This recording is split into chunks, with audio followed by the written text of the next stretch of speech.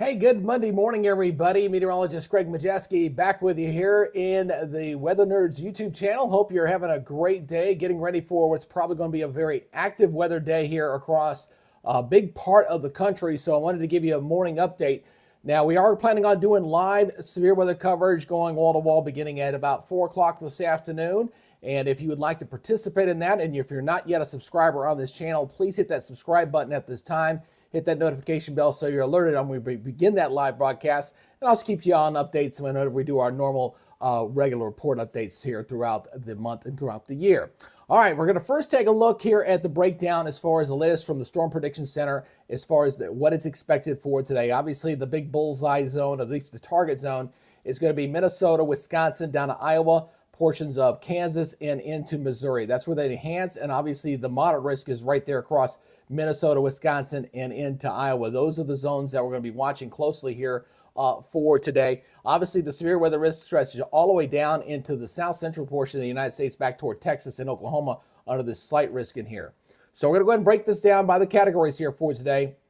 Again, the tornado risk is going to be running the highest right in that red zone. So we're talking about Minneapolis, Eau Claire, looking over to Rochester, La Crosse, Mason City, Iowa, Mankato, and over near Fort Dodge, okay? And then we got the lower risk, about 10% running there in the yellow. That includes Des Moines, heading over toward Davenport and getting over toward Green Bay. So that is our target zone for today for severe weather. We're talking tornadoes, and this will be predominantly going into tonight. Very dangerous situation whenever you're dealing with tornadoes that are going to hit your area at night. Now, the severe weather, the tornado threat does extend further south. It does extend through portions of Missouri, Kansas, Oklahoma, and Texas, along right in here, where we could have some individual cells, little clusters to fire up in that zone, therefore heading in toward tonight. Now let's go look at the wind threat. That's going to be obviously the highest there. A big red area there covering a big portion of Minneapolis, Minnesota, and heading over to Wisconsin. Almost the entire state of Wisconsin is pretty much under the gun here with the high wind warning there, running about 30%. And then, of course, a very large yellow area there with the wind risk running about 15%. They're covering all the way back into the Dakotas, up through Michigan, and then stretching right along that boundary, right back through Missouri and back toward Texas as we go in toward tonight, that being your wind threat. And then finally, breaking down the hail threat. Again, a very large portion right in here, and boy, they've had some hailers out there toward the west. We may see some more, up to 2-inch hail, I think, potentially into this zone. Again, the same main areas there with enhanced and where that moderate risk was running, including Minneapolis down to Des Moines, obviously, and down toward Kansas City under the gun here for the hail threat for today. Now, tomorrow, this begins to move off toward the east, and then we'll be tracking this for tomorrow. And we're just going to focus here on the next 2 days here. This will shift off toward the east as it moves into areas from all the way, I mean, just a large area here from New York State all the way back down toward Texas. Talk about how many people, how many cities impacted with that. That'll be for tomorrow. But we got to get through today first as we kind of look at what's going to be happening here. So what I'm going to do is I'm going to break down the latest high resolution model data. Now, I'm going to tell you right now that we're almost into what they call nowcast mode, okay? When we're talking nowcast mode, we're talking about how the storms develop the day of, all right? So we're just kind of getting a rough idea. Don't hold this to, like the be-all, end-all that this is how it's going to play out for us, but we're just going to kind of break this down for you, all right? So first thing I want to go ahead and talk about the different elements that are bringing this severe weather component together. There's several things that you look at for severe weather. We're talking jet stream energy. What kind of helicity, wind shear do you have? We've got a tremendous amount of that. We've got to look at the CAPE, which is basically your fuel source, how warm and buoyant is the air, and then your lifting mechanism. When you kind of put all that together, what are your tornado parameters? So we're going to be looking at those 3 different elements here for today. So this hasn't really changed much. We've been tracking this upper level low that's going to be dragging this jet stream energy in through Iowa here. This is a 7 o'clock snapshot here Eastern time as this is going to be moving on through. You can see this jet energy just coming right into Iowa and into Minnesota and into Wisconsin going in here for tonight. So that has got tremendous jet energy that's going to be moving up into this zone. So we got that because what you're seeing is you get the winds blowing in like this, and you got southerly winds coming in at the surface. So that's called wind shear helicity, changing winds with height. So we've got that in place for these storms. Next thing we're going to look at here is we're looking at the CAPE, all right? We're looking at how much fuel is there. We got gasoline out here for sure, high octane. type stuff. So we're talking about close to 3,000. This is a little bit higher than what I was showing yesterday for the update. So that again, that's running your scale. You look at your scale over here on the right side, you kind of see it there. It's pretty good, about 3,000. So we got pretty good fuel. Air's pretty buoyant. And we got, of course, we got that lifting mechanism with the frontal system coming on in there. So we've got fuel, we've got wind shear. We've checked those two boxes there.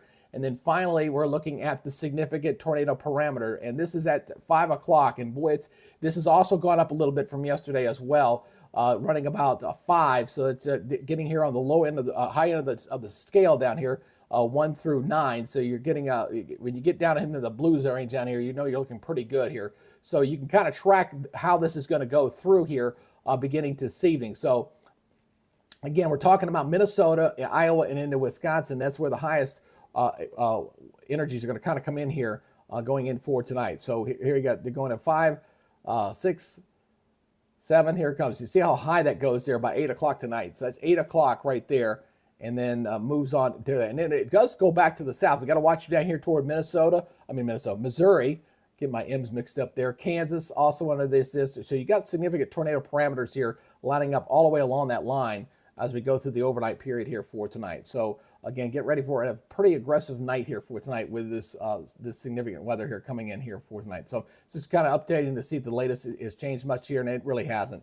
So we're looking at all the ingredients coming together for a significant event. Now, what we're seeing out there currently, when you look at the satellite imagery, we have some thunderstorms out there this morning, but these are not the big ones just yet. These are the ones that are kind of getting ready to move to the Minneapolis area. This is kind of the initial round of storms that are moving on through. These are not quite severe, but they're pretty robust. I mean, definitely nothing to sneeze at, but not looking too bad. As I pull up the radar mega here, you can kind of see those storms approaching the Minneapolis area. But again, these are not the humdingers. These aren't the big ones. Those are going to be coming in for tonight. So again, I'm expecting the initial start of the storms to kind of come in or start forming around 4 or 5 o'clock and then kind of go through the evening hours, okay? So let's go ahead and talk about that. We're going to show you what was going on with that currently. And we're going to go ahead and talk about the overall weather data here. So this is the 6 o'clock snapshot here.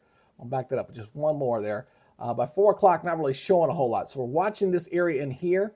And you're going to notice it's not showing a whole lot across Iowa, although Iowa is showing the highest tornado parameters and everything there. So it's just going to be a question of how this is going to evolve. What I think we're going to see with this is we're going to see a bit of a squall line through Minnesota, and then we'll have these little individual cluster supercell storms individually. I don't think it'll be too widespread. So although we got a very large area, I think the superstorm or those storms are going to be very isolated in nature. And then we got the squall line we're going to have watch develop here as we go through the afternoon. So as I go forward here, again, watching that line right through there. So we're talking about these storms right in here. And this is as of 7 o'clock. This is what we're seeing that as far as that severe weather is concerned and where the tornado risk will be running the highest as those storms are flaring up. And this will move off toward the east and going through to Wisconsin. All right.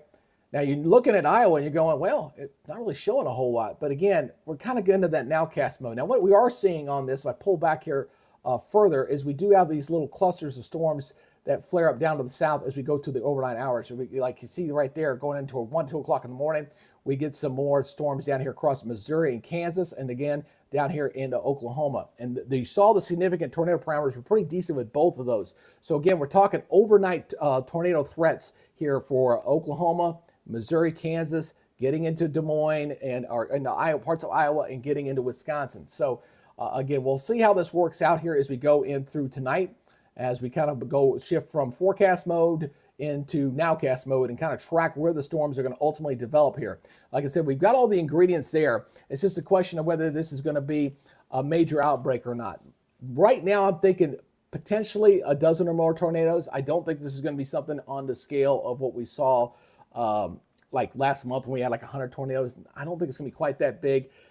Maybe on the top end, to 50, low end, 25, down to about a dozen or so. We did have some decent tornadoes yesterday. In fact, I can show you this. This was out ahead of the main storm here yesterday. We did have about 10 reports, and they're mostly clustered there right across Nebraska, western Nebraska. I was kind of watching the coverage yesterday. So we had at least 10 yesterday, and I think we'll definitely do better than that for today. So it's kind of a bit of a crapshoot when you're trying to predict how many tornadoes you get. I don't see 100. That I don't see.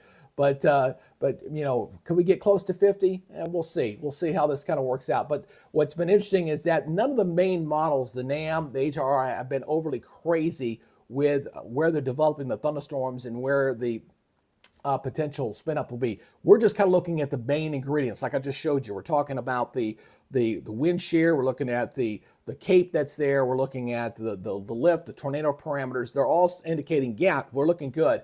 But there could be a little bit of some what we call cap in the atmosphere. So again, that's kind of a warm layer that kind of prevents the column of air to kind of rise and get you a thunderstorm to kind of really pop up. So that's why I think this is going to be kind of going in toward the evening hours as the atmosphere cools a little bit, and that column of air is pretty free and can go ahead and move on through. So again, what we're going to be watching again is just kind of watching as the storm system begins to develop here for late this afternoon. Again, kind of show you that surface map right there.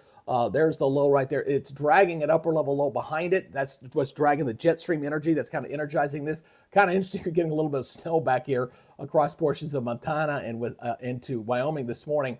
But again, this low is going to be moving this direction, and it's going to be dragging this warm front north with it. So it's going to be in that, but then kind of in that zone between the cold front and the warm front. That's where you're going to be seeing the most unstable air. That's probably where you're going to see the highest chance for the big thunderstorms to develop. Okay. Well, anyway, I just want to give you a quick update on that. We are planning to do our live severe weather coverage at 4 o'clock. Looking forward to putting all the new upgrades we've done here to the channel as far as our severe weather capabilities, and hopefully be able to get through this without having any loss of life. And hopefully everybody just stays weather aware for today. So let me go ahead and recap once again here before we close on off. Again, what we got going on as far as the breakdown for today. Again, we're going to look at this once again. Again, I'm going to back this up to day one. And again, this is our target zone here for today, that anywhere in that orange area, especially that enhanced, and the red is a moderate zone. You don't see those issued very often by the Storm Prediction Center, but these are the areas that'll be under the gun from Kansas City all the way up to Minneapolis, all the way up to Duluth, and then heading over toward Milwaukee. All right, so this is going to be the area, and it's going to be a nighttime event. If you do have the weather radios, highly recommend you get these. These are a great thing to have. Have your weather apps ready to go here for tonight if you're watching from that part of the country. And again, just stay weather aware. We are going to be giving away one of these, by the way, here for tonight. We will be kind of raffling off one of these for all the viewers who will be watching our live coverage here for tonight. So I like to give back. I like to keep people weather safe, and if I can give them a weather radio, that's a big plus. All right, we're going to see you back in here at 4 o'clock this afternoon. Bring your questions, bring your comments, bring your feedbacks. Please share this with your family and friends. I know we're a small channel. I know we're trying to compete up against those big dogs out there. They got millions and millions and millions of followers out there. We're kind of small potatoes here, but again, with y'all's help, we can grow this channel a little bit of time. Make it something that'll be decent, where we have a decent audience and stuff, and I can't do it without y'all's help. All right, that's it, guys. We'll see you guys later this afternoon as we begin our live coverage of this afternoon's severe weather event. Cross your fingers. Hopefully we don't have any loss of life and we don't have a tremendous loss in damages tonight. All right, guys, take it easy. We'll talk to you later. Bye-bye.